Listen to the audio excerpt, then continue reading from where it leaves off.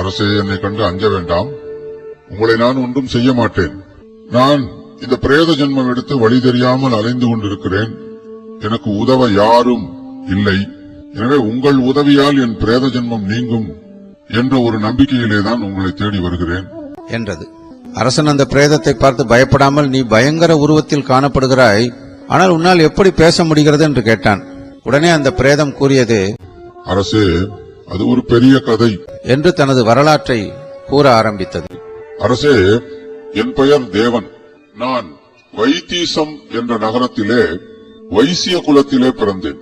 நான் திருமணம் செய்து கொண்டு சீரும் சிறப்புமாக வாழ்ந்து வந்தேன். தான தர்மங்களை செய்தேன், ஏழைகளுக்கு உதவிகள் செய்தேன், அந்தனரையும் பெரியோரையும் துறவிகளையும் வழிபட்டு வந்தேன். எனக்கென்று பிள்ளைகளோ குடும்பமோ சுற்றத்தாரோ யாருமே இல்லை.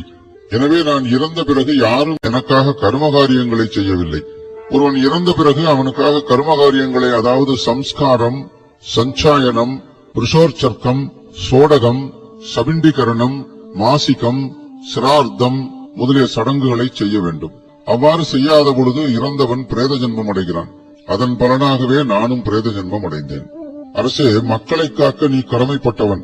எனவே நீ எனக்கு உரிய கர்மகாரியங்களை செய்தால் என் பிரேத ஜென்மம் நீங்கும் என அரசனிடம் அந்த பிரேதம் வேண்டிக் கொண்டது.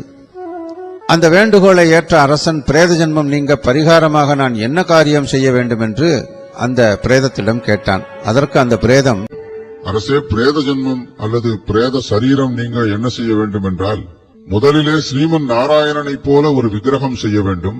அதிலே சங்கு சக்கரம் இருக்குமாறு அமைக்க வேண்டும்.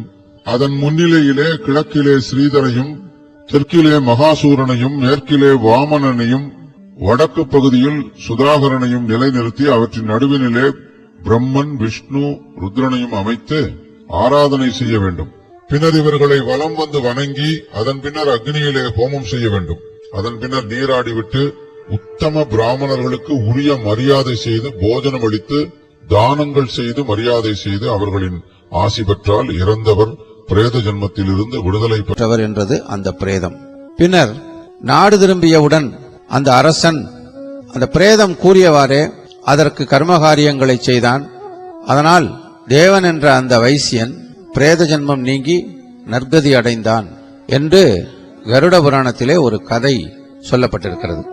எள் என்பது விஷ்ணு பகவானின் வியர்வையாகும். தர்பை என்பது பொதுவாக திவச காரியங்களில் பயன்படுத்தப்படுவதன் காரணம், இதன் ஒரு நுனியிலே பிரம்மாவும் மற்றொரு நுனியிலே சிவனும் நடுப்பகுதியிலே விஷ்ணுவும் உள்ளதாக ஐதீகம்.